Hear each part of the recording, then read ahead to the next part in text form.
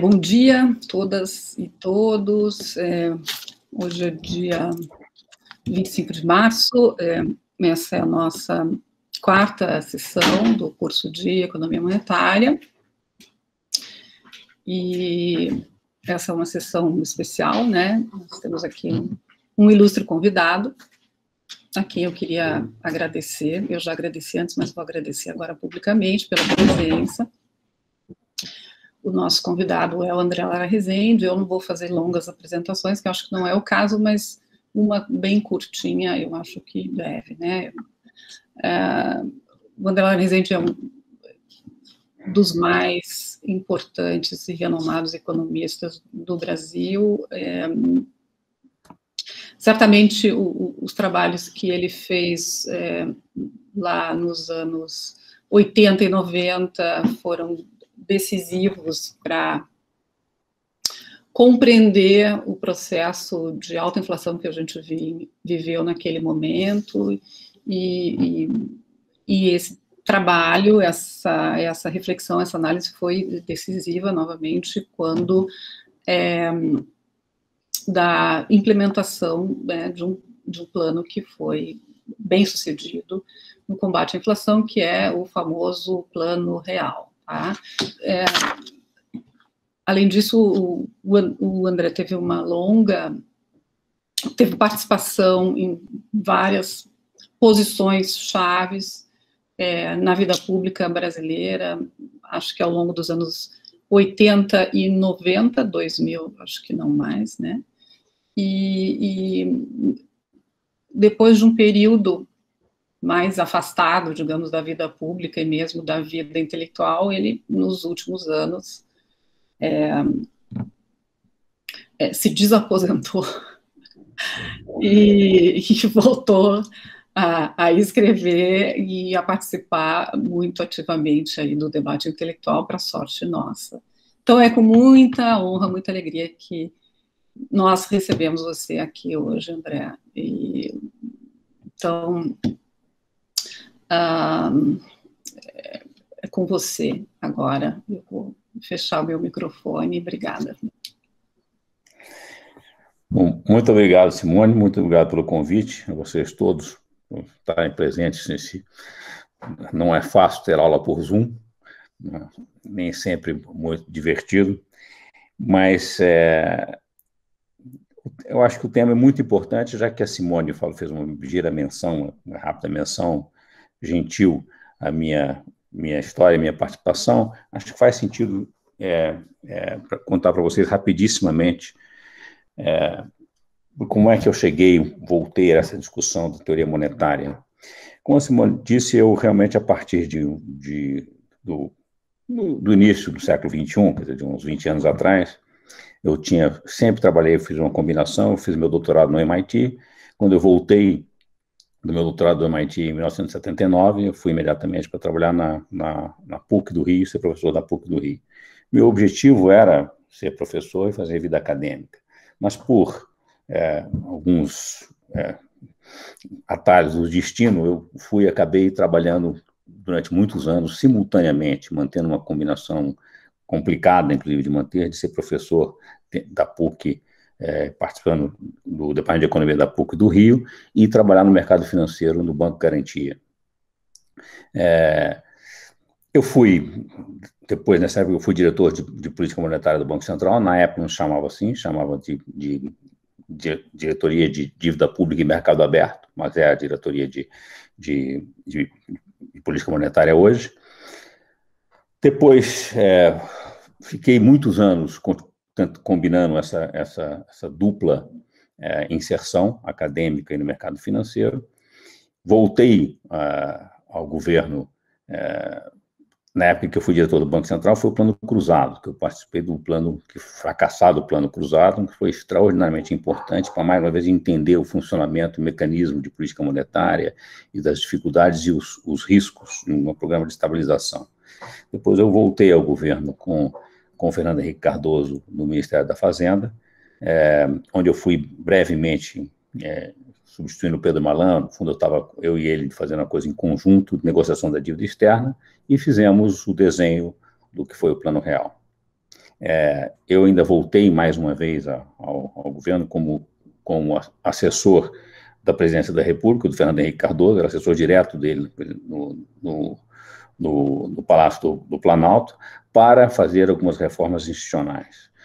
Também, mais uma vez, houve a saída do presidente do BNDES, que virou ministro das Telecomunicações, eu virei presidente do BNDES.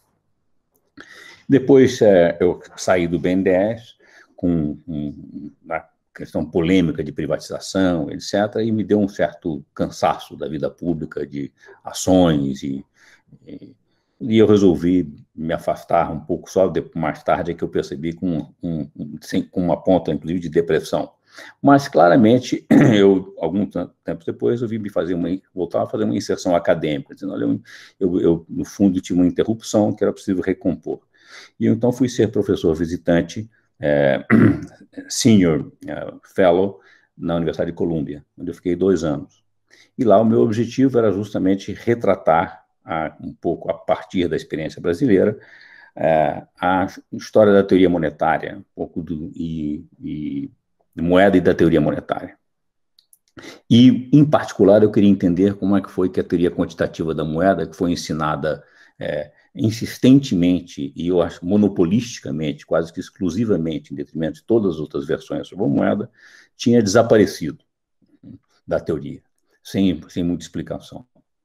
Bom, e foram esses 2 anos de volta à academia, na Universidade de Colômbia, e que me levaram a publicar o primeiro livro, o chamado Juros, Moeda e Ortodoxia, e depois esse último livro meu, Consenso e Contrassenso, continua nessa discussão. Muito bem. Isso foi, de certa forma, essa minha volta à academia foi, ao mesmo tempo, uma espécie de lufada de ar fresco, de perceber que tinha coisas ainda muito interessantes a entender, e uma enorme, assim, decepção, como é que eu pude me deixar enganar por tanto tempo, então, com versões de teorias de uma ideia pretensamente científica de economia, quando a economia, no fundo, não nem pode ser uma ciência exata. A economia é essencialmente política. Então, isso é indissociável de economia. Isso tem que ser entendido. E a tese do que eu quero falar aqui hoje para vocês, o assunto é muito longo, mas quero deixar muito tempo para a gente poder conversar. Então, anuncio a tese, basicamente, que o entendimento do que é da moeda, reflete uma tensão política permanente ao longo da história, que é entre a ideia de como uma necessidade de liquidez para que os mercados funcionem, liquidez seja que haja crédito, e, ao mesmo tempo, como controlar o poder de emissão do crédito, que é essencialmente do Estado. É o Estado quem permite a criação de crédito. Ele pode até delegar parcialmente isso para o sistema financeiro, mas a origem do crédito puro é o Estado. Eu explicarei por quê. E que é preciso houve sempre uma tensão de como restringir o Estado, aqueles que ocupam o poder central, e, ao mesmo tempo, ter crédito na economia para que a economia funcione e as transações ocorram na economia. Bom, então, esta é a visão que explica, até hoje, o entendimento às teorias monetárias. Ela é baseada nessa tensão. E isso começa, a Simone me disse que vocês leram os primeiros capítulos do livro do David Graeber, os 5.000 anos de dívida, começa com 2 versões da origem da moeda.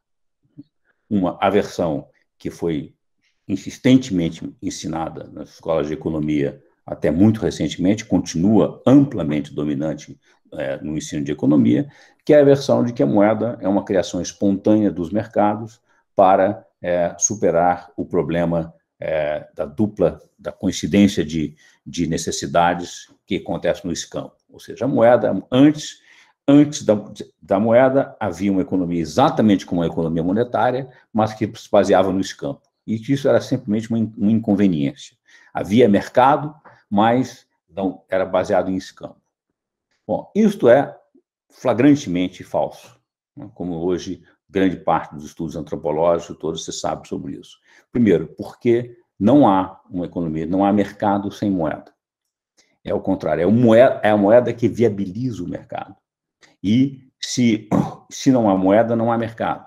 O escambo não é uma troca entre pessoas de uma mesma comunidade. O escambo tende a ser algo na fronteira, no limítrofe entre a inimizade e a tentativa de estabelecer relacionamento. E jamais é uma coisa que você não tem escambo onde se não há moeda entre comunidade que funciona na base da confiança. É a economia de obrigações recíprocas, o que chama de economia de presentes, da gift economy. E o escambo é entre desconhecidos e completamente diferente de uma economia de mercado. Muito bem. Então, e a origem da moeda? E precisamos entender porque a própria nomenclatura, a denominação é confusa. Quando se fala em moeda, o que está falando? Quer dizer, moeda ou dinheiro? Nós, em economia, falamos sempre em moeda. Mas, na verdade, em inglês, money é tanto a moeda como o dinheiro. E, essencialmente, nós dizer de certa forma, a moeda ou o dinheiro é essencialmente a unidade de conta. É essencialmente um sistema contábil que dentro de pessoas numa comunidade.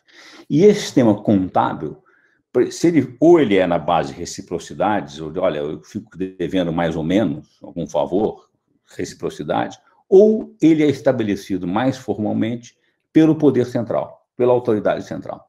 Muito provavelmente, na origem disso, está lá na Mesopotâmia, lá na Lídia, onde aparece a primeira moeda cunhada. A confusão, então, a moeda é o sistema de unidade de conta, de contabilidade. Essa é a essência da moeda. A moeda metálica, a moeda papel, ou o que for, o que se chama a moeda, como Keynes chamou no Tratado da Moeda, a moeda de representação, é aquilo que representa a unidade contábil, e ela pode ter várias formas, inclusive, como hoje em dia, não ter mais nenhuma, não ter uma emissão física. Esta moeda, ou que em inglês a palavra tem token, uma representação da moeda, não é a essência da moeda. Ela é só a representação do que é a moeda.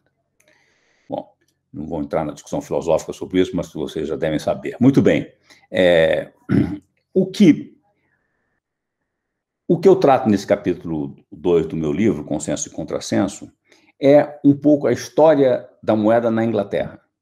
Por quê? Porque a teoria monetária foi toda desenvolvida essencialmente por uma discussão com base na história da moeda na Inglaterra. E todas as discussões de teoria monetária, até hoje, a referência são muito do que ocorreu na Inglaterra. Bom, e ao ver a história da Inglaterra, começa da moeda da Inglaterra com uma evidência muito clara, mais uma evidência muito clara, de que a tese de que a moeda é uma criação espontânea dos mercados é falsa. Não tem sustentação empírica nos fatos. Até o século V, na Inglaterra, como grande parte da Europa, circulavam as moedas metálicas romanas.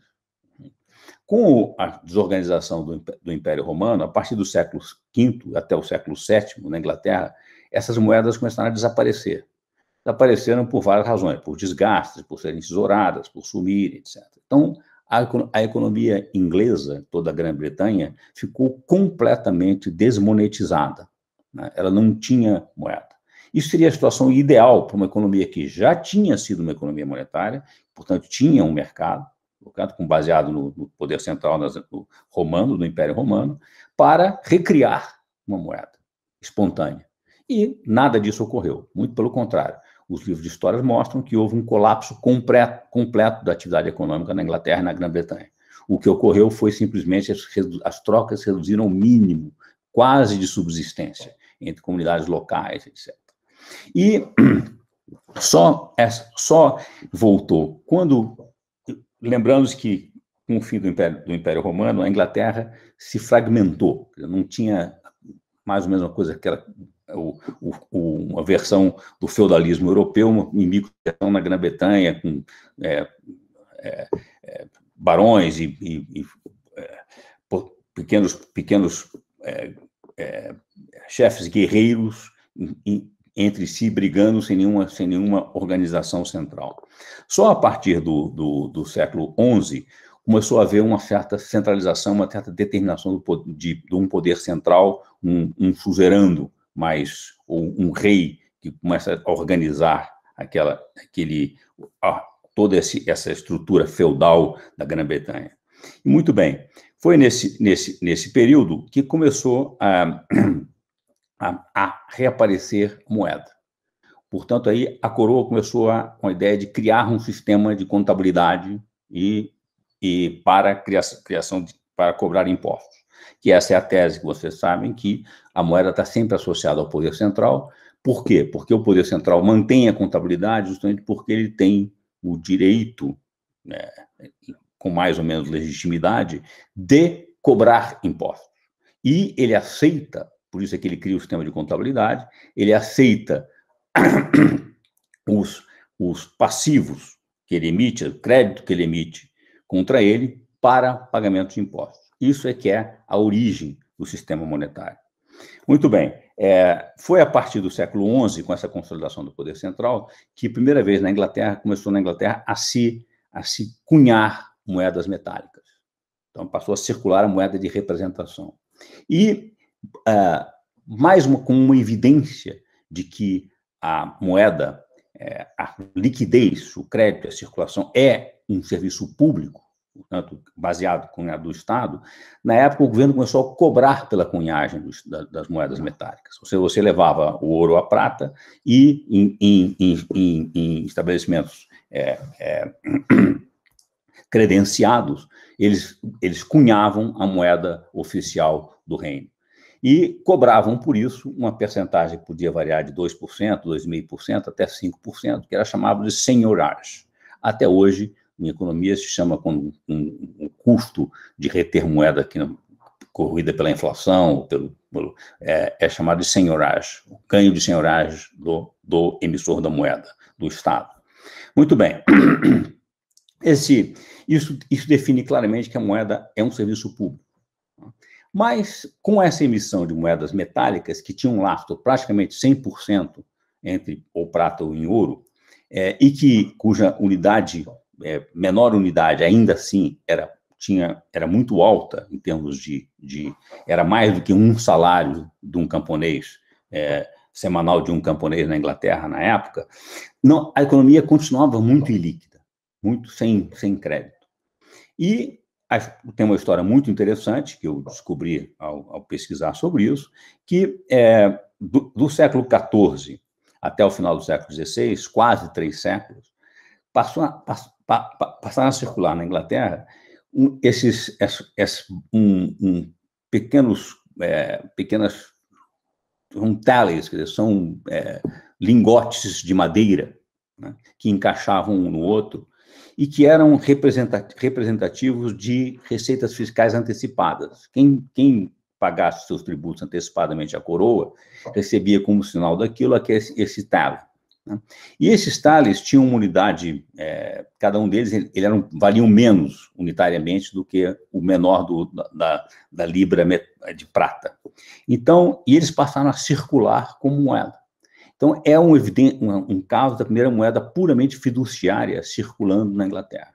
Eles circularam durante, como eu disse aqui, mais de 2 séculos, quase 3 séculos, e a evidência mostra que por 60 anos, por 6 décadas, entre 1370 e quase um século, e 1470, os tallies em volume, é muito maior de emissão, tem muito maior valor de tallies emitido do que de moeda metálica, da libra metálica na Inglaterra. Simplesmente a história dos tallies é muito interessante, porque depois eles foram sendo substituídos quando começou a ter a redução do lastro metálico da moeda, começou a ser reduzida, e a moeda metálica teve mais moeda metálica circulando, e os tallies foram aposentados, e depois acabaram com autorização para serem queimados, estava no porão do parlamento inglês, a fogo escapou do controle e queimou o parlamento todo. Então, isso sumiu da história, inclusive da história monetária, não se fala muito no Estado. Bom, essa questão a moeda metálica, exigir que o Estado emita uma moeda cujo valor tem 100% de valor metálico, sempre criou uma discussão, uma certa confusão, o que é a moeda. A moeda é a unidade de conta, volta de novo essa mesma tensão que nós estávamos falando. A moeda é a mercadoria, o metal, que tem valor intrínseco em si, ou a moeda é a unidade de conta, a representação de um crédito contra o governo, contra o Estado. Essa tensão já começou a aparecer na Inglaterra, especialmente quando toda vez que o poder central, o rei, normalmente por questões de gastos militares, quase sempre, se sentia na obrigação, precisava emitir mais moeda, e ele não tinha o lastro, não tinha ouro ou prata suficiente. Então, o que eles começaram a fazer? Eles começaram a reduzir a percentagem de ouro ou prata que estava embutida como lastro na moeda, na libra. E, em particular, no século XVI, Henrique VIII fez um evento conhecido como The Great Debasement, a grande desmetalização da moeda. Ele começou a reduzir o lastro da moeda, que era quase 95%, 97%, para menos de 30% do valor de face da moeda. Isso criou uma enorme tensão, e até hoje essa palavra debasement, de perder o lastro da moeda, fala-se hoje em lastro fiscal, vamos chegar a isso da moeda, é uma questão usada como uma espécie assim, de pressão sobre o Estado para não emitir ou não criar crédito. Na Inglaterra, isso deu margem a um debate jurídico sobre o Estado poderia fazer isso ou não. Ou seja, a moeda de novo, essa mesma questão que reaparece o tempo todo. A moeda é um crédito contra o Estado, que o Estado pode criar no volume que quiser, ou a moeda é o lastro metálico intrínseco, com valor intrínseco, que o Estado é obrigado a manter quando cria crédito, cria moeda. Essa discussão, primeiro, legalmente, na Inglaterra, a vitória, que se chama entre o metalismo, aqueles que defendem que a moeda é o lastro metálico, e o nominalismo, que a moeda é a representação de um crédito contra o Estado, esse debate, inicialmente, foram várias vitórias no judiciário inglês para o nominalismo. Mas, principalmente no início do século XVII. Já no final do século XVII, essa discussão voltou, sempre com a ideia desse risco de redução do lastro. E os dois grandes nomes debatiam sobre isso. O filósofo John Locke, por um lado, que defendeu que não, a moeda é o lastro. Isso é que é a moeda. A moeda é a prata e o ouro, é o metal. E na defesa do nominalismo, muito inteligente já na época, com uma enorme percepção do que era a moeda, estava Nicholas Bourbon. Mas Locke saiu vitorioso. Por quê? Porque nessa época, no século XVII, já começava a haver as primeiras emissões de dívidas do Estado, dívida pública. O Tesouro Inglês começou a emitir o que ele chamava de Treasury Orders, que eram certificados de dívida pública. As Treasury Orders já davam uma certa liquidez à economia, eram títulos de dívida. Então, era como se dissesse, olha, a moeda é metálica, mas o Estado pode emitir dívida pública, papel. Bom, essa tensão sempre refletia uma tensão política já entre, essencialmente, a aristocracia fundiária, donos de terra, que viviam da terra e disso, e o comércio, e não necessitavam de liquidez, de certa forma, e o comércio e a indústria que estavam começando a surgir, a ideia de reaparecer com força, que dependiam de crédito, dependiam da liquidez. Bom, foi então foi nesse momento que há, no século XVII, a criação do Banco da Inglaterra, que foi muito combatido pelas forças conservadoras aristocráticas fundiárias, os chamados Whigs, com o risco disso tiraria o poder da mão dos aristocratas fundiários e da coroa, de certa forma, e defendido pelo comércio e pela indústria. Por quê? O comércio e a indústria, então, a ideia era, com o Banco da Inglaterra podia, com base em títulos públicos e na moeda emitida pelo depósito que ele tivesse de moedas metálicas emitida pelo tesouro inglês, pela coroa, eles poderiam expandir crédito, dar crédito.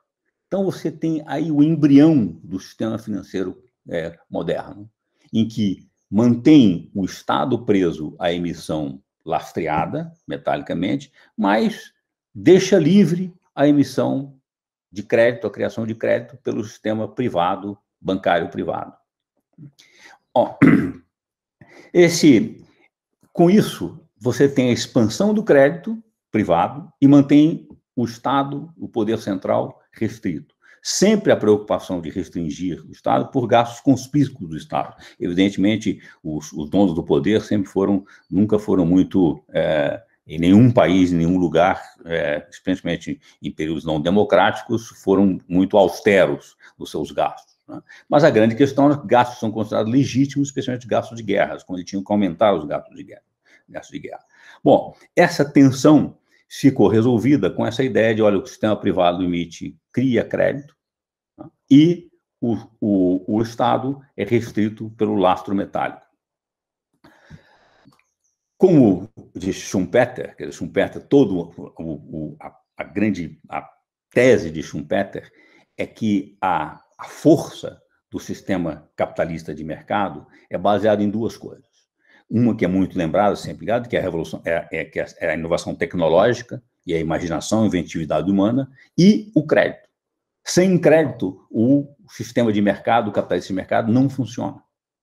E o crédito, portanto, é fundamental para viabilizar isso. E foi o que ocorreu a partir do século XVII, do século XVIII e XIX, a combinação da Revolução Industrial e da configuração desse sistema financeiro moderno que resolvia o problema da liquidez e da criação de crédito sem atando as mãos do Estado, restringindo o Estado através do lastro metálico.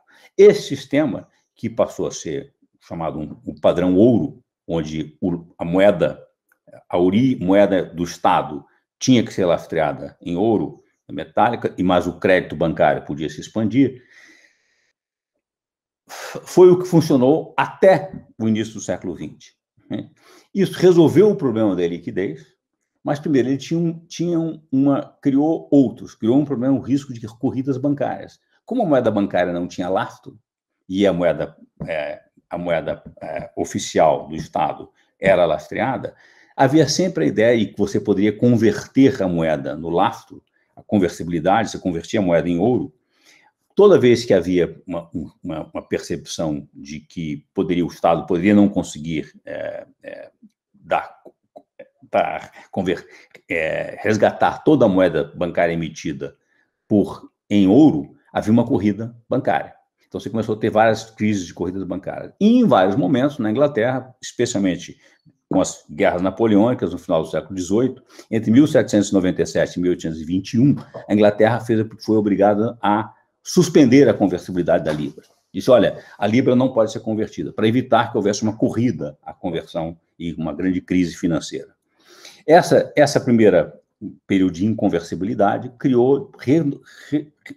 trouxe mais uma vez o debate entre o nominalismo e o metalismo. Dessa vez, organizados entre a escola dos bullionistas, aqueles que defendiam que a moeda é o ouro, bullion,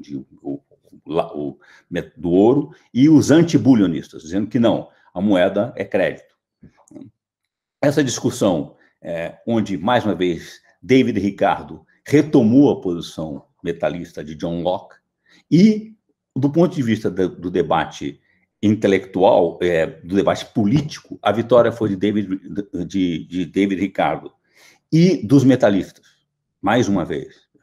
Mas, se você lê o debate, claramente, a vitória intelectual é inegável que quem tinha razão eram os antibulionistas. Esse debate reapareceu com um segundo período de inconversibilidade que ocorreu já no meados do século XIX.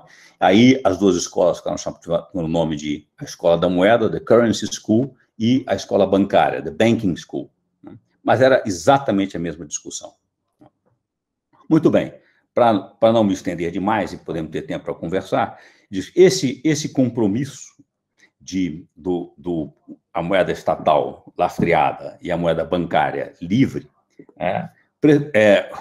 do padrão ouro prevaleceu até a Primeira Guerra Mundial.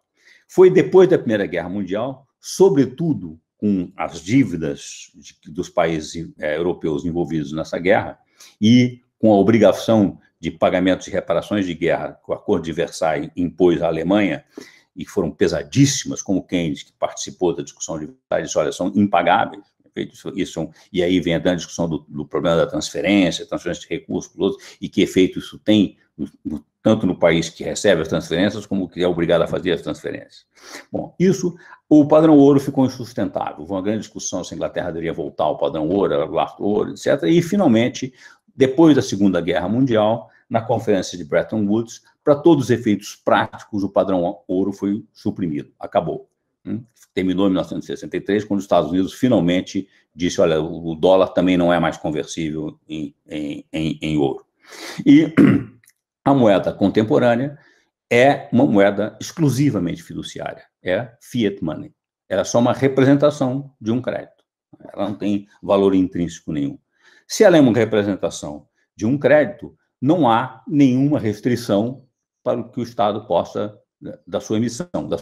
Falar em emissão é até complicado, porque emitir, parece que é papel, moeda, é restrição à criação de créditos contra o Estado, que é da moeda, que tem liquidez, são líquidos, e que são, portanto, criação de poder de compra.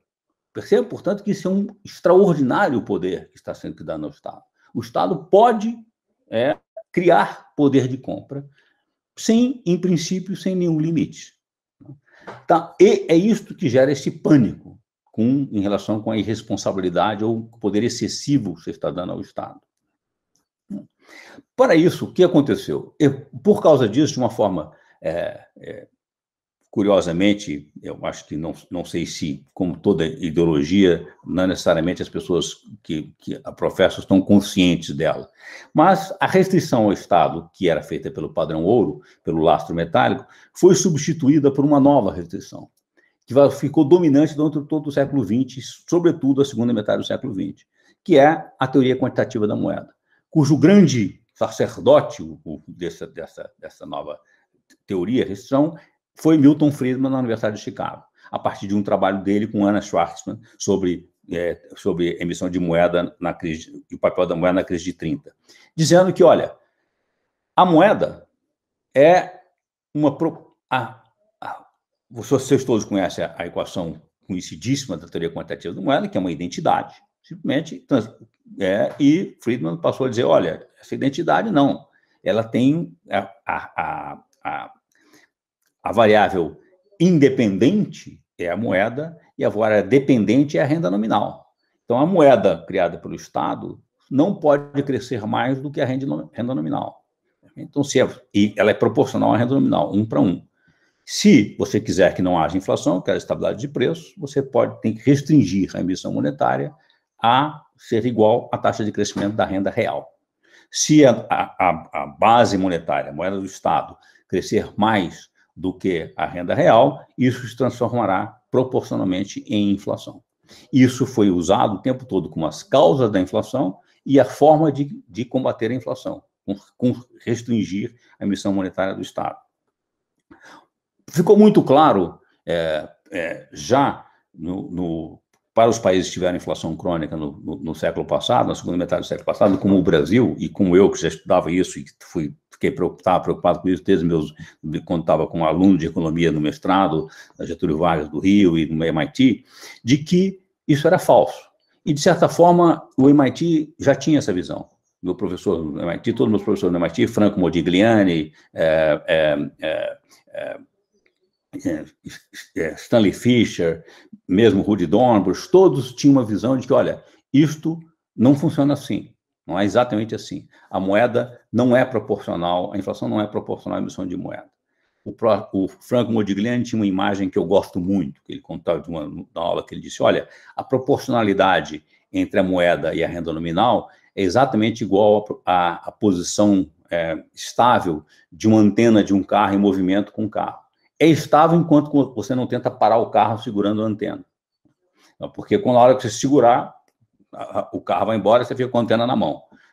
E nós vimos agora, depois da crise de 2008, que também vale ao contrário. Você também não consegue empurrar o carro na antena. Você vai quebrar, ficar com a antena na mão e o carro continua parado. Você não consegue acelerar a inflação. Perfeito? Então, essa é uma proporcionalidade que ocorre, mas ela é inutilizável. Ela não tem nenhuma utilidade prática. E ficou muito claro para mim, com todos os países que tinham inflação crônica, que quando você tentava combater a inflação controlando moeda, o que você provocava era uma restrição de liquidez, uma crise bancária terrível, uma recessão horrorosa, e imediatamente todo mundo, a polícia, tira esses loucos aí que estão tentando estabilizar a inflação, manda eles embora, manda eles para casa. E chamavam de novo os chamados inflacionistas, os que não estavam preocupados com a inflação. Bom, sem me estender, esta restrição, a teoria quantitativa da moeda, como é que ela foi aposentada? Primeiro, nos anos 90, ficou evidente que o Banco Central não controla a base monetária, como era se supunha em teórica. Eu, quando sentei com o diretor de política monetária do Banco Central, imediatamente falei, olha, o Banco Central não controla a base monetária. Não vou me discutir aqui por quê, se for depois a gente conversa, se for necessário, mas o que o Banco Central controla é a taxa básica de juros. A taxa de juros paga sobre as reservas bancárias no Banco Central. Esse aqui é a variável instrumento da política monetária do Banco Central. E não há relação clara, nem bionívoca, entre a taxa básica das reservas bancárias e a base monetária. Porque não, ele não controla, ele controla a taxa de juros básica, mas isso é que afeta a base monetária. Não é verdade, nem logicamente sustentável. Muito bem, então ficou evidente, olha, o instrumento do Banco Central é a taxa básica de juros, ele não controla a base monetária. A relação entre base monetária e M1, M2, M3, qualquer agregado monetário que você pegar, e a inflação e a renda real é instável. Na década de 90, especialmente isso ficou muito claro, e Ben Bernanke, que foi meu colega no MIT, entramos e saímos juntos no doutorado no MIT, que foi, à época, trabalhava no Fed, mas depois veio a ser presidente do Fed, mas na época ele foi um dos que fez muitos artigos mostrando isso, que o Fed não controlava a base monetária, sim a taxa de juros, taxa básica de juros. Finalmente, então isso foi meio esquecido, e a regra monetária, que passou a funcionar, a teoria monetária, passou a ser a chamada regra de Taylor, que é uma regra heurística, ou seja, sem fundamento conceitual, dizendo, olha, a inflação, o Banco Central utiliza a taxa básica de juros e toda vez tem metas de inflação, se a inflação estiver acima da meta, ele tem que subir a taxa básica de juros mais do que proporcionalmente ao desvio em relação à meta. E, inversamente, se estiver abaixo da meta, tem que baixar mais do que proporcionalmente. Qual é a base de sustentação disso? O modelo básico, modelo de referência macroeconômica, que é o que foi chamado modelo de equilíbrio estocástico dinâmico geral, Dynamic Stochastic General Equilibrium, ele suprimiu a moeda do modelo. Então é muito curioso, quer dizer, aqui o modelo que é usado para pautar a política monetária não fala em moeda e não tem moeda. Ele simplesmente diz o seguinte, olha, a teoria macroeconômica suprimiu a moeda. É muito complicado, moeda é muito complicado, suprime. E a lógica passou a ser, olha, a taxa de juros influencia a demanda agregada. E a demanda agregada é que determina, com a capacidade instalada, determina a inflação. Então, se está havendo pressão de inflação acima da meta, suba a taxa de juros, que isso reduzirá a demanda agregada e irá controlar a inflação. Assim é que era a teoria. Isso também está flagrantemente desmentido pelos fatos. Mas, primeiro, o que desmentiu definitivamente o experimento de laboratório que desmentiu a teoria quantitativa da moeda foi o quantitative easing, o que é o afrouxamento quantitativo, esse nome horrível, que foi criado pelo Bernanke depois da crise de 2008.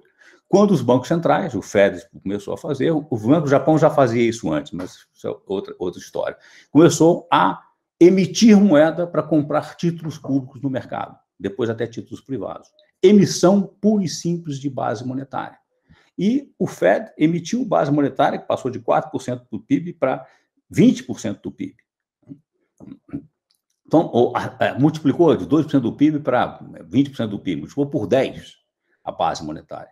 E a inflação não teve inflação nenhuma. Pelo contrário, depois de 2008, todos os países que fizeram o afrouxamento quantitativo continuaram perigosamente flertando com deflação, como todos vocês sabem.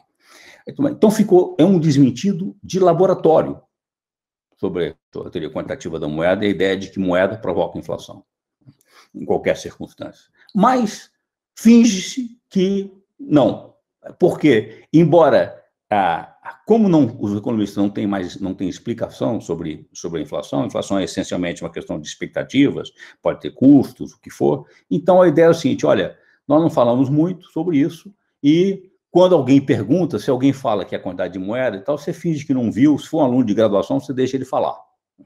E continua, isso é o que vale. E isso é o que os analistas estão falando. Bom, isso tem muito a ver com a discussão de hoje no Brasil, de se elevar a taxa de juros do Banco Central do Brasil, que qual é a sustentação lógica para isso? Mesmo dentro do modelo aceito mainstream. Nenhuma. O Brasil está num período de enorme recessão, no meio de uma pandemia extraordinária, tem 20% de desemprego, 15% de desemprego aberto, deve ter mais de 20% de desemprego verdade, se você contar os que desistiram, que estão fora da força de trabalho. Você teve mais de 4% de queda do PIB no ano passado, com a crise da pandemia agora, provavelmente terá mais queda do PIB ainda esse ano, infelizmente, né? Extraordinário. O Brasil tem um enorme superávit na conta comercial, vai ter esse ano, pela primeira vez, superávit na conta corrente, tem 35% do PIB em reservas internacionais, muito mais do que o considerado necessário pelo Fundo Monetário Internacional, não tem nenhuma razão, portanto, para ter pressão cambial, não tem perspectiva de déficit externo. Qual é a razão para subir a taxa de juros? A inflação subiu. Olha, nós sabemos que a inflação tem elementos que são sazonais e de custo. A inflação brasileira, todo mundo sabe, nem o governo nega isso. A alta da inflação, ligeira alta da inflação que levou no Brasil hoje, que levou a inflação um pouco acima da meta, é causada por preços de commodities internacionais e de energia, de petróleo, e compostos pela desvalorização excessiva e especulativa do dólar. Isso é algo que se reverte. Tanto se sabe que isso se reverte que nos Estados Unidos o Fed acompanha o que ele chama a inflação core, o cerne da inflação, e não acompanha o que eles chamam sintomaticamente de headline inflation, da inflação das manchetes, perfeito? Que é essa que usa para fazer bicho-papão da inflação, não? Quando claramente isso não se sustenta, não tem razão nenhuma. Muito bem, ainda que houvesse, que a inflação tivesse realmente subindo, não por outras razões, como é que a subida da taxa de juros vai reverter isso? A lógica não é que ela funciona através da demanda agregada? Mas que demanda agregada? O problema é a inflação de demanda que nós temos no Brasil hoje? Então explica como é que a taxa de juros vai reverter. Aí, se você pressionar, ninguém sabe responder, mas alguém vai falar assim, não, porque o dólar, se você não subir a taxa de juros, o dólar vai desvalorizar mais. Aí, então você vai subir a taxa de juros para evitar a desvalorização do dólar? Quando você tem 35% de reservas, 35% do PIB em reservas internacionais, quando você sabe que a desvalorização, que o dólar hoje, ninguém nega isso, nem no mercado financeiro, que o dólar o real está sobredesvalorizado. Não existe um câmbio de equilíbrio, porque isso não existe, uma noção, mas, de certa forma, o real deveria estar abaixo de 5, 4,5, para ter uma ideia, alguma relação de paridade de poder de compra dos últimos anos, das últimas décadas. Então, ele está em 5,60 por razões especulativas. Que razões especulativas são essas? uma pressão monstruosa do exército de analistas e economistas e analistas do mercado financeiro de que, olha, cuidado com o bicho-papão da inflação. E os jornalistas e analistas que participam da mídia não entendem nada de economia e repetem isso como um chavão. Olha aí a inflação, cuidado, o dólar. Agora, para terminar, como disse, muito bem, é difícil, vocês com certeza já sabem isso. A dívida pública, especialmente a dívida pública denominada em moeda nacional, é um passivo do Estado, perfeito? E ela é um ativo de quem? Do setor privado que detém essa dívida nacional, ela não é uma dívida externa, perfeito? Quem detém essa dívida? Essencialmente o sistema financeiro e os seus clientes, aqueles que foram superavitários, conseguiram poupar e têm títulos públicos. Quando você sobe a taxa de juros, você está aumentando a remuneração do Estado, o quanto o Estado está pagando para esse grupo, o sistema financeiro e seus clientes. O sistema financeiro que hoje não é o sistema bancário, é o sistema financeiro, gestão, asset management, todo esse batalhão que hoje contrata todos os economistas que saem da universidade, acabam sendo consultores, economistas-chefe de 50 milhões de gestoras. Perfeito? E, agora, sinceramente, é possível defender isso? Não tem situação teórica. É, no mínimo, advocacia em causa própria. Um conflito de interesse dramático. Como é possível que isso não seja visto, que isso não seja percebido? É muito impressionante. Agora, de novo, esse mesmo grupo de pessoas que defende a alta dos juros fala que estamos à beira do abismo fiscal. Mas, só para fazer esta conta, subir a taxa de juros, vamos pôr de 2% para 6%, como eles dizem que vai estar no final do ano, na previsão do mercado, são 4 pontos de percentagem. 4 pontos de percentagem sobre 90% do PIB, que é a dívida hoje, são 3,6% do PIB. Isso é mais do que o dobro do que o Estado gasta hoje na totalidade de investimentos. Okay? Isso no momento em que o país está dramaticamente em recessão, com uma infraestrutura completamente obsoleta, sem investimento em pesquisa e tecnologia, e eu não vou falar porque assim, e no momento de uma pandemia onde os investimentos sanitários são absolutamente uma questão humanitária, além de recuperação da economia. Mas não, cuidado, temos que equilibrar o orçamento. E o orçamento que está no Congresso para ser aprovado corta recursos, inclusive para a saúde, e aumenta as emendas parlamentares. Ora, é uma situação que, como disse a Simone antes de começarmos, exige que a gente faça muita meditação para ficar tranquilo. E aqui eu encerro. Bom, eu vou passar a palavra aqui para quem quiser fazer perguntas. Acho que a gente podia usar o método da mãozinha, né? O método da mãozinha aqui no Meet. Mas antes, só queria dizer obrigada, né? Porque foi uma aula brilhante, brilhante. Agradeço muito aí, em meu nome, tenho certeza, em nome dos alunos, por essa oportunidade. Então, vamos... Eu fiz, olha, vou falar para o pessoal, eu fiz, assim, rasgados elogios acerca de vocês, alunos, né, para o André, que disse que vocês são muito bons. E são, então não fiquem envergonhados.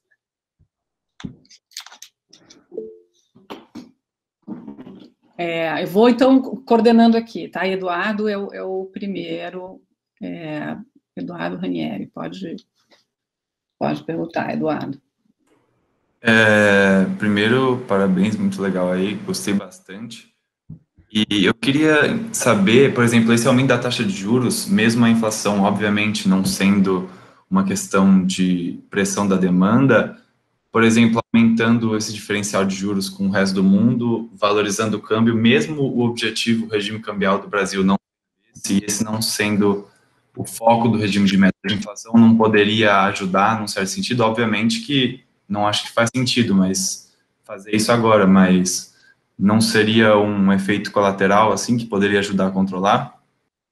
Eduardo, eu pergunto a você, volto a bola para você. Como? Vamos lá, não é demanda, não é a pressão de demanda. Então, se a taxa de juros... Primeiro, que a taxa de juros tem pouco impacto sobre a demanda, e pouco impacto sobre o investimento, mas tem um pouco sobre a demanda. Mas suponha que tenha. Então, você contraiu a demanda, você só vai agravar a questão da recessão. Isso, a inflação não vem daí, a inflação vem do preço internacional de commodities, perfeito? E do petróleo, de energia, não vai ter efeito nenhum.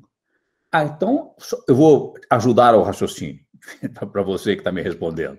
Não, é porque com a taxa de juros mais alta, você vai atrair capitais que querem fazer a arbitragem, chamado carry trade, em relação ao tomam dinheiro no exterior, a juros mais baixos, e aplicam aqui a juros mais altos. E isso valoriza o câmbio, a entrada valoriza o câmbio. Primeiro, e a valorização do câmbio ajuda a controlar a inflação. Primeiro, esse é o tipo de capital que você não quer, perfeito? Esse é um capital que, isso não é investimento, perfeito? Isso é um movimento especulativo de arbitragem, que o Tobin propôs há décadas atrás que deveria ser taxado, que o Piketty agora de volta a propor que seja taxado. Eles são profundamente desorganizadores, porque assim como ele entra, na hora em que muda a expectativa e ele muda de humor, ele sai com uma velocidade brutal e desvaloriza o câmbio, criando problemas à frente. Por que você precisa disso? Isso é uma atitude de países que estão em situação desesperadora. Estão com déficit em conta corrente, as valores estão desvalorizando, então eu subo a taxa de juros, isso obriga a entrada de capitais, uma espécie de, olha, isso é você se endividar com o pior como é que chama isso? Do pessoal que empresta dinheiro a juros exorbitantes. Então, olha, eu estou desesperado, eu subo a taxa de juros. Agiota. Agiota, essa é a palavra que eu estava procurando, com os agiotas, perfeito? Então, esse é o capital agiota.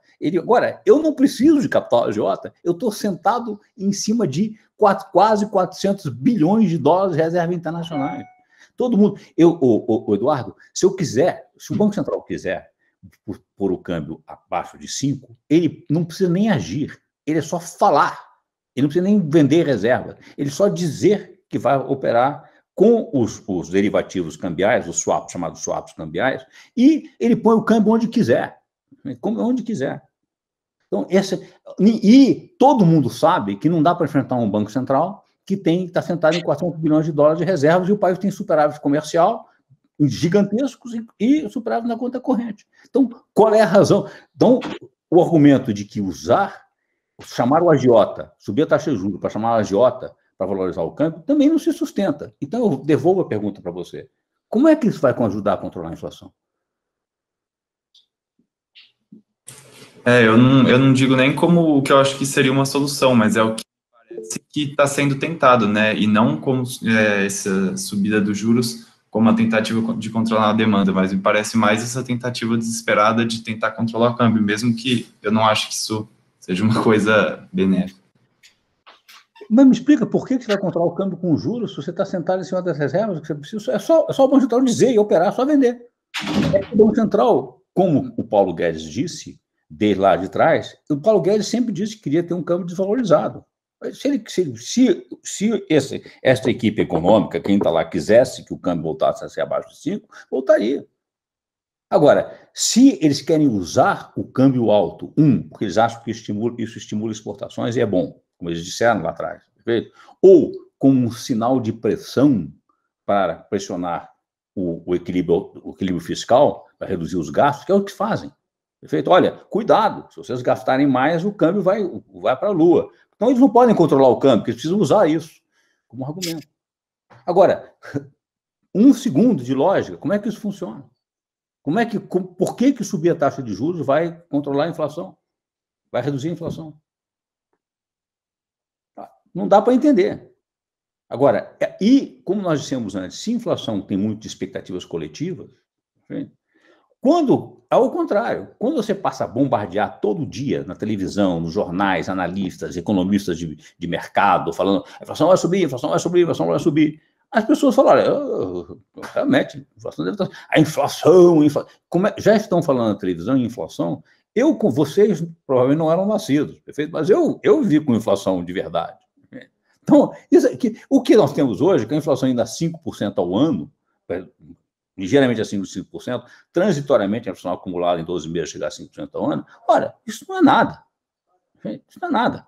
Aliás, se defendeu muito que a meta talvez devesse ser um pouco mais alta no Brasil, como se discute, tem essa grande discussão nos Estados Unidos e na Europa.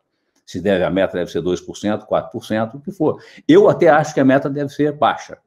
Eu não acho que a meta deve ser mais alta. Eu acho que não se pode brincar com a inflação. Enfim. Agora, só que o argumento está errado. O argumento é usado para subir a taxa de juros, que beneficia todos os detentores de dívida pública, que é o sistema financeiro e todos dizer que quem tem rico o suficiente para ter poupança, perfeito? E quem paga a conta? Paga a conta aqueles que pagam impostos, perfeito? Que é então, o efeito da dívida pública, a dívida pública não é saudável, pode não ser saudável, porque ela tem efeitos retributivos muito regressivos. Ela transfere recursos de quem paga impostos para quem detém dívida pública. E quem paga impostos certamente é menos rico do que quem detém dívida pública, na média. Perfeito? Então, agora, teoricamente, você poderia dizer, olha, se você faz isso, se você emite dívida pública e faz a economia crescer, para investir e a economia cresce, todos ganham. Agora, se você emite dívida pública e contrai o investimento e aumenta a taxa de juros, você está fazendo só uma transferência de renda. Perversa, extremamente perversa. Obrigada, André. Acho que o Eduardo vai pensar bastante, né, Eduardo? São muitos temas aí.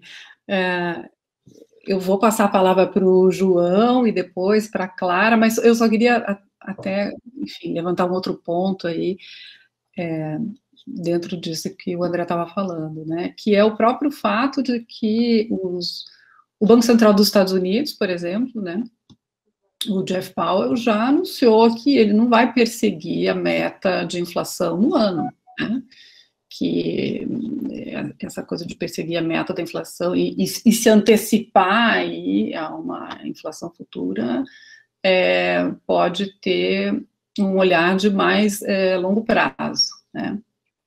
Acho que é importante isso que o André falou, da preocupação com a inflação. O Brasil tem uma história, né, mais complicada, mas também para chamar a atenção de que há sinais muito importantes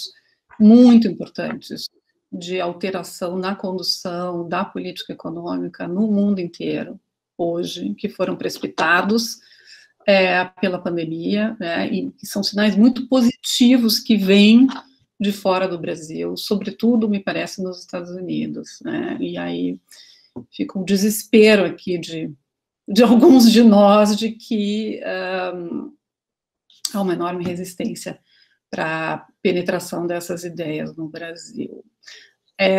Acho que primeiro João Vitor, depois a Clara. Simone, posso só completar o que você disse, rapidissimamente, sobre a pressão que o Brasil está vendo no Brasil para subir a taxa de juros, está muito parecida nos Estados Unidos. Um pouco, não é maciça como aqui, mas há uma discussão que, olha, o pacote anunciado do Biden de 1,9 trilhões de dólares, e esse é o pacote assistencial, depois vem um pacote maior ainda de investimentos. 3 trilhões, né? 3 trilhões de dólares, perfeito? Então, disse, olha, isso vai pressionar a inflação. Então, a taxa de juros já começa a subir. A taxa longa do título de 10 anos do Tesouro Americano subiu de 1,2% para 1,8% ao ano. É uma subida pequena, mas isso imediatamente criou...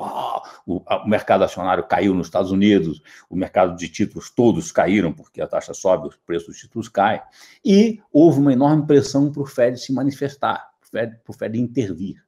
O que o Fed fez? Nada. Disse por quê? O Fed manteve exatamente o que ele vem dizendo. Olha, nós vamos manter a taxa de juros baixa, e mantiveram, na última reunião do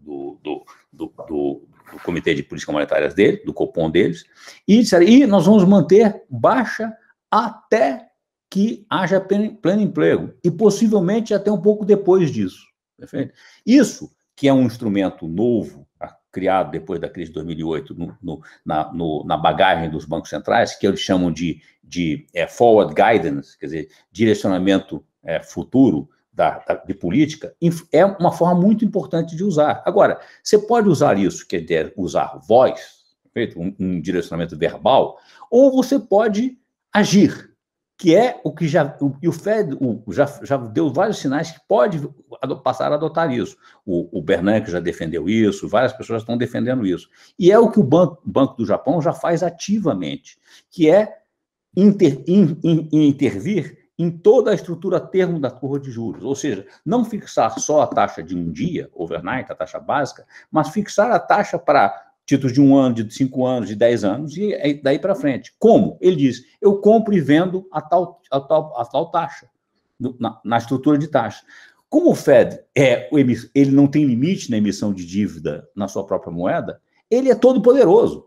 No mercado jamais o poderá enfrentar. O que nos Estados Unidos se chamam falaciosamente assim, os vigilantes dos bonds, dos títulos, the bond vigilance, é uma falácia, uma invenção. O Fed faz o que ele quiser com a curva de juros. O governo brasileiro, os juros no Brasil subiram. A taxa longa no Brasil subiu para mais de 10%, mesmo com a taxa de um dia em 2%.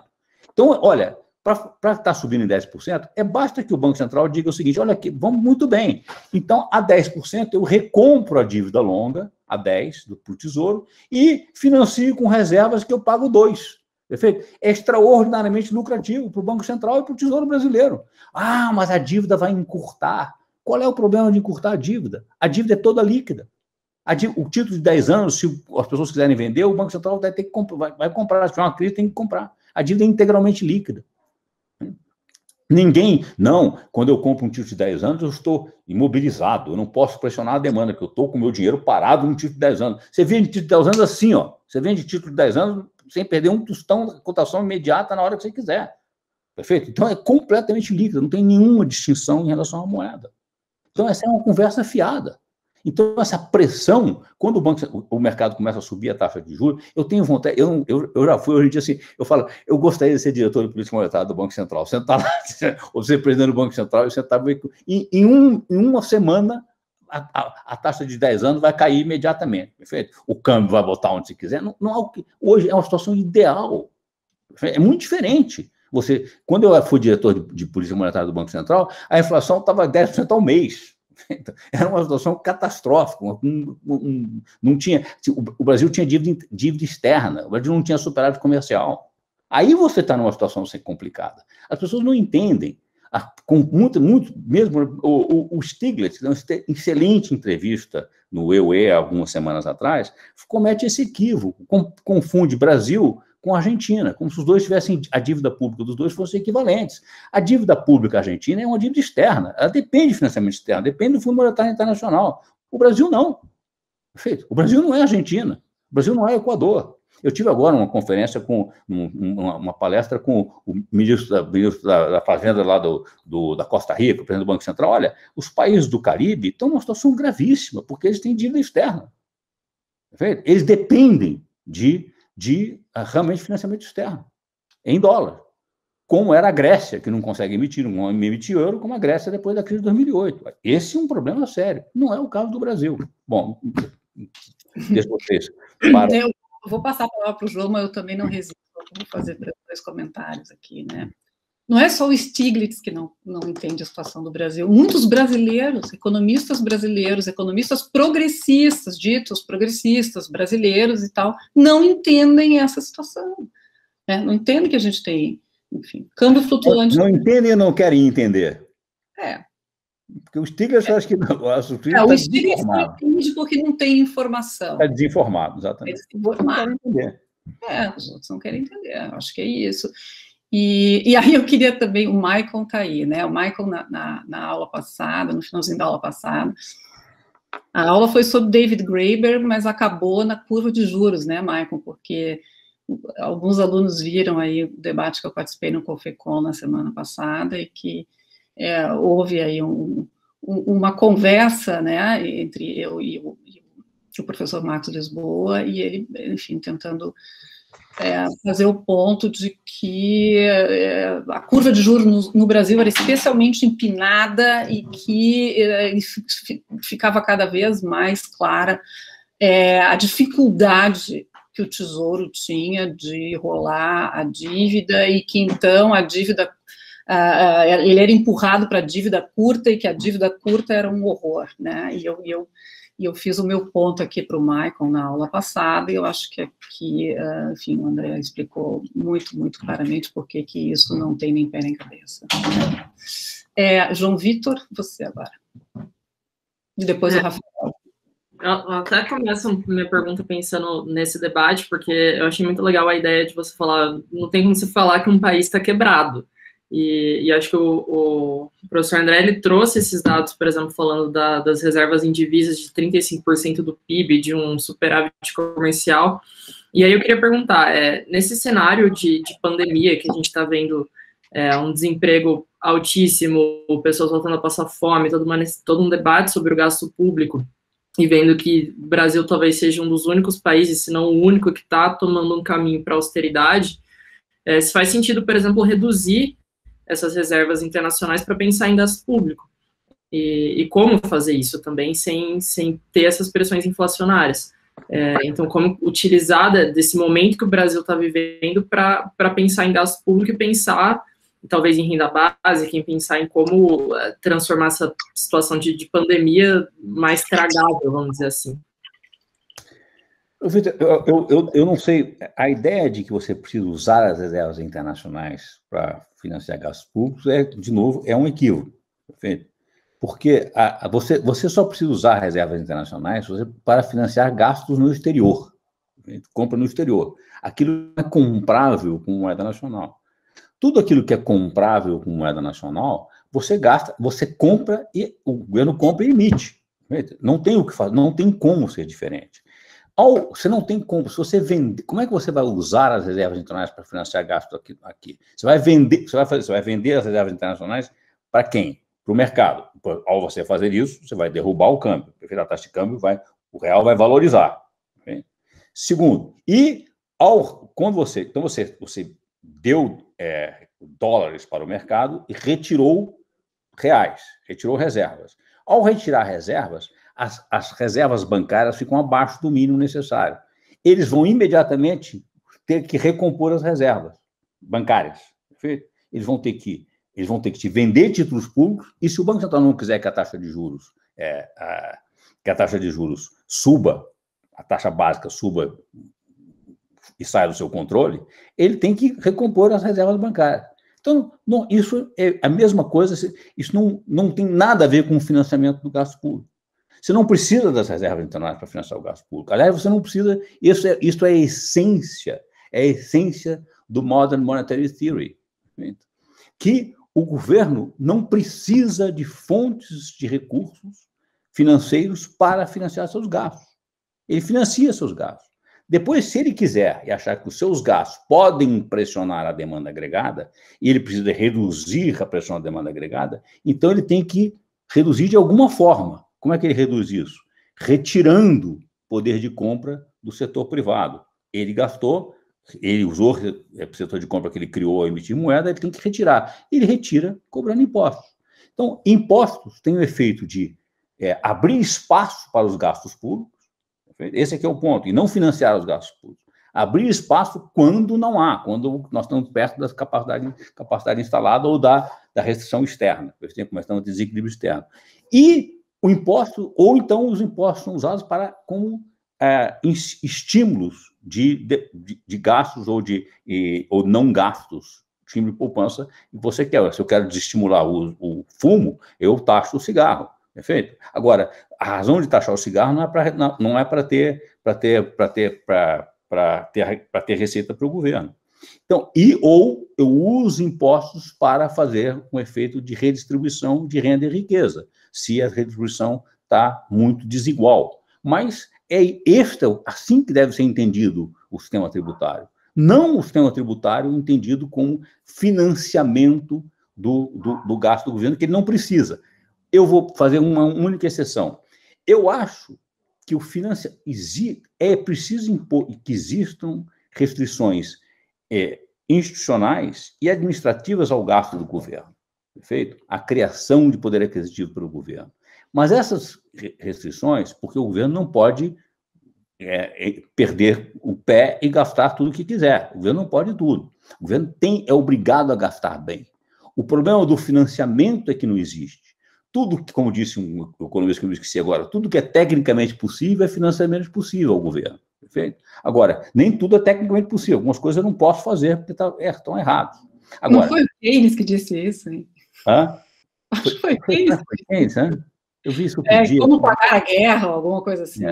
Então, esse aqui... Então, agora, para terminar, só que onde você, de fato, eu sou a favor de você ter uma restrição institucional, portanto, uma restrição que não é uma restrição da realidade, é uma restrição administrativa, imposta, sobre o seguinte: os gastos da operação do governo, com a sua própria operação, os gastos correntes, pagamento de funcionários, etc., devem ser integralmente cobertos por receitas tributárias. Porque isso dá uma sensação à população de que o governo tem que responder pelo que nós estamos pagando por esses serviços. Perfeito? Agora, gastos de investimento, gastos de situações extraordinárias de emergência, claramente não precisam de fonte tributária. Não precisam. Especialmente em circunstâncias em que há uma enorme capacidade ociosa e desemprego na economia. Rafael, e depois o Paulo Robilotti, que é nosso convidado aqui, e acho que daí encerramos, né, pessoal? Porque... Rafael. Oi, tudo bem? Eu queria fazer uma pergunta que eu acho que eu fiz até para a professora Ana Rosa, semestre passado, quando a gente teve a disciplina sobre regime de metas de inflação, que é sobre como a gente está vendo que as expectativas são... a gente está vendo que ela é um componente cada vez maior da inflação. E como que a crença dos agentes, por exemplo, na teoria quantitativa da moeda ou em austeridade fiscal, como que a própria crença desses agentes nisso pode afetar, ser uma profecia autorrealizante, sabe? Tipo, se os agentes acreditam que se o governo gastar demais vai ter inflação, isso pode gerar inflação, sabe? Como que isso pode ser contornado? Rafael, essa é uma pergunta que faz todo sentido. Perfeito? De certa forma, como é que se forma a expectativa? Se todo mundo passa a achar que que vai haver inflação, mesmo que não haja razão nenhuma para ter inflação, acaba tendo. Perfeito? Esse é um ponto fundamental. Agora, as expectativas não podem ser completamente descoladas da realidade. Então, elas podem ser autorrealizadas na medida em que, porque expectativas de inflação são expectativas coletivas. E não é a minha expectativa. O que eu procuro é exatamente o que o Keynes chamou de concurso de beleza. Eu não quero saber qual é a minha expectativa sobre a inflação, mas qual é a expectativa que todo mundo vai ter. Essa é que eu preciso acertar. Perfeito? E é muito diferente. Agora, quando todo mundo diz, se o mercado financeiro passa a dizer, os jornais dizem o tempo todo, a inflação vai subir, é possível que isso influencie expectativas. Mas, se não há base, se isso não tem uma sustentação na realidade, se há muito desemprego, se o salário não sobe, perfeito? Você não tem como sustentar essas expectativas. As expectativas, agora, e as expectativas, como nós aprendemos hoje, sabíamos no passado, claramente, que existe uma enorme inércia para baixar a inflação. Expectativas tendem a ser muito estáveis. O mais simples é sempre imaginar que a inflação vai ficar onde ela está. Perfeito? Essa é a expectativa de todo mundo, isso é o mais simples de todo mundo. Ou a inflação vai ficar no que foi no ano passado, tá? Que é o que ela está. E com algum ajuste. Agora, nós sabíamos, portanto, por isso que é muito difícil, quando a inflação era 10%, você não conseguia baixar, porque todo mundo achava que era 10%, corrigia, embutia isso no reajuste de preços, no reajuste de salários, e era a chamada inércia inflacionária. Nós cunhamos esse termo. Agora, aprendemos agora, depois da crise de 2008 nos países avançados, que a inflação baixa também é muito estável. Você não consegue subir. Perfeito? Uma vez que ela está lá muito baixa, ela não consegue subir. Isso é os artigos mais interessantes por isso, muito interessantes, do John Cochrane. O John Cochrane, ele faz exatamente sobre isso, ele que cunhou a expressão e a ideia do efeito do impacto neo-fischeriano, a ideia de que, ao contrário, quando o Banco Central sobe a taxa básica de juros, e vê, isso pode até ser, num primeiro momento, contrair a demanda, e pode até ser deflacionário, mas, não se mantido, isso é inflacionário. Por quê? Como a taxa real de juros é relativamente fixa, tá? Tem pouca volatilidade, quando o Banco Central, e todo mundo sabe que ela não pode ser muito maior que a taxa de crescimento de longo prazo, se o Banco Central fixa a taxa nominal de juros em 20%, eu imagino, o Banco Central está esperando uma inflação muito alta, perfeito? Porque a taxa nominal é igual à taxa real, mas a taxa nominal. Então, e o Banco Central não é quem mais sabe de inflação? Então, eu vou pautar isso. Realmente, isso funciona como um sinalizador de expectativa de inflação e eleva a inflação. O que você está dizendo, portanto, olha, se todo mundo passa a achar que a pressionar quem vai ter inflação, vai ter inflação, vai ter inflação. Isso leva o Banco Central a aumentar a taxa de juros. Isso reforça muito a ideia de, olha, até o Banco Central está achando que vai ter inflação alta. Então, todo mundo, vamos corrigir nossos preços. Isto é um loop perverso. Muito sério. Portanto, volto ao que é muito importante desmistificar essas falsas explicações sobre inflação, sobre déficit público, etc. E por que é tão difícil de desmistificar? Porque, realmente, primeiro, está muito consolidado, contado durante séculos, décadas, mais de um século que isso está sendo ensinado nas escolas de economia, repetido, as pessoas não conseguem entender. E tem interesses muito poderosos por trás dessas versões. Muito obrigada. Temos aí o Rubilotti, e eu sou uma péssima gestora de chats e mãozinhas, tá? Eu deixei passar 2 alunos que também se inscreveram. Mas aí fica a critério do André se ele tem tempo ainda, né, para responder todas as... Eu tenho mais 10 minutos, eu tenho. Se a gente for rápido, eu tenho que me controlar, que eu que estou sendo mais longo. Não, tá ótimo.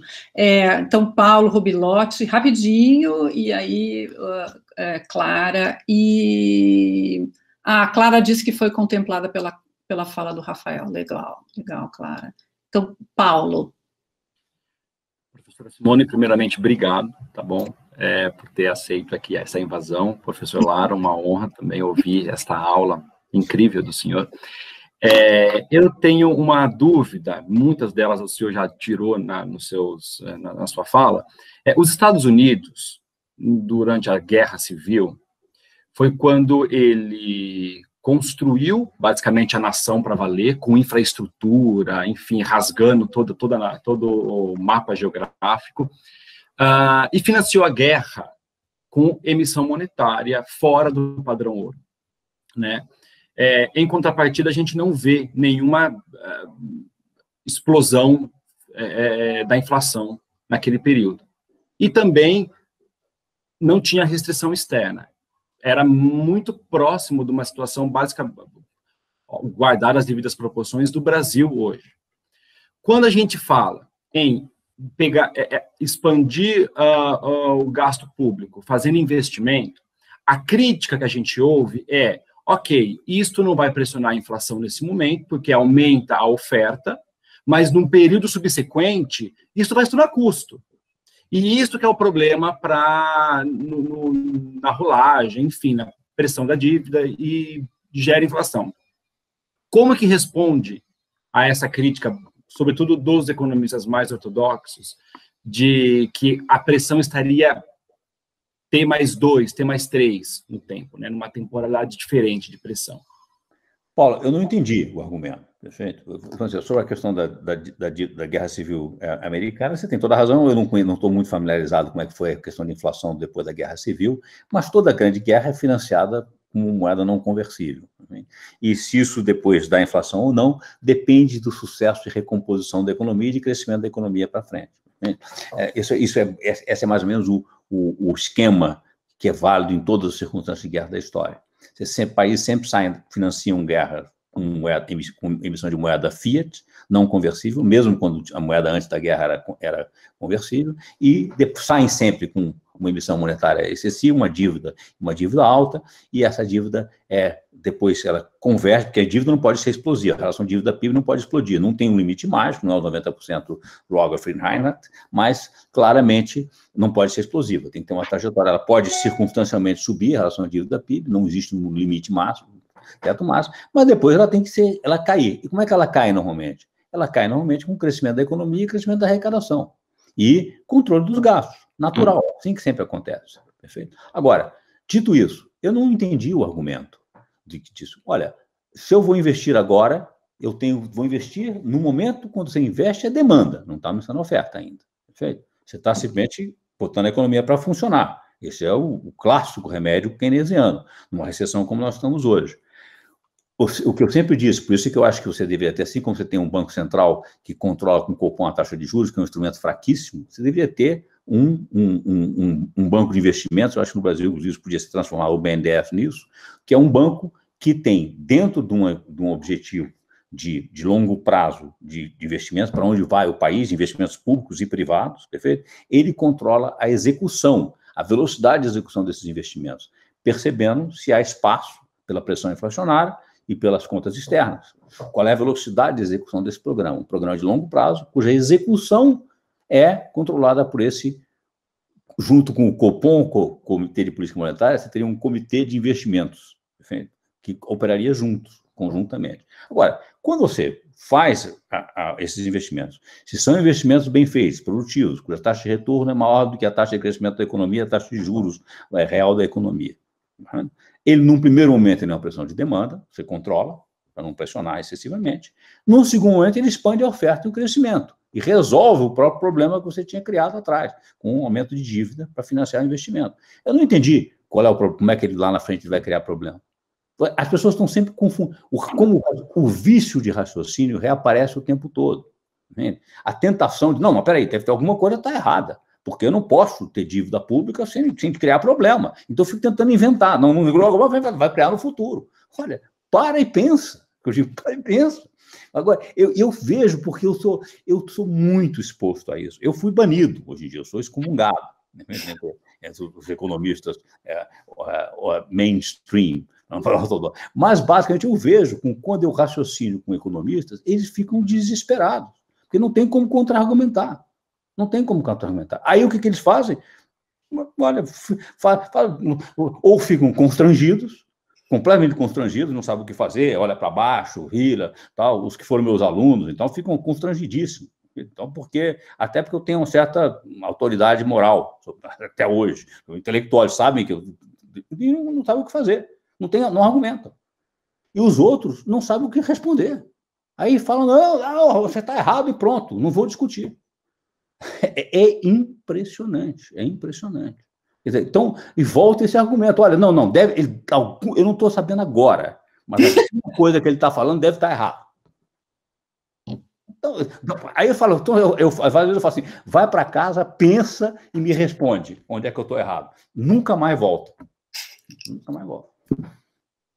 É pelo engessamento do Estado, né, professor? A tecla que eles vão batendo, assim, do orçamento, enfim. Agora, porque é muito curioso, porque toda a tese hoje, inclusive, já tem muita gente percebendo isso. O livro da Mariana Mazzucato, que eu acabei de ler, O Valor de Tudo, perfeito? O livro dos dois israelenses, que é um extraordinário, o Capital as Power, Capital como Poder, do Nitzan e Bichler, todos dizem, olha, sem o Estado não existe mercado, não existe economia capitalista. Perfeito? Ser a favor do Estado não é ser contra a economia capitalista e o mercado. Perfeito? Não existe como.